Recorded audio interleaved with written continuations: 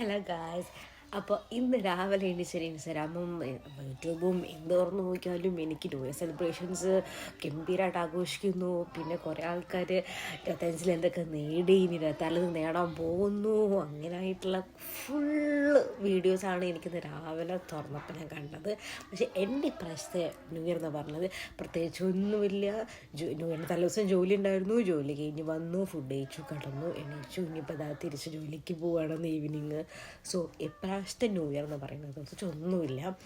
എനിക്ക് new year complete ആവണമെങ്കിൽ, happy new year എന്നാവണമെങ്കിൽ ഒന്നേ ഉള്ളൂ, ഈ ഒരു 2026 നല്ല ഹാപ്പി ആയിട്ട് ഞാൻ ആഗ്രഹിച്ച കാര്യങ്ങളൊക്കെ നടന്നാൽ മാത്രമാണ് എനിക്ക് ഹാപ്പി ന്യൂ ഇയർ എന്ന് പറയാൻ പറ്റത്തുള്ളൂ.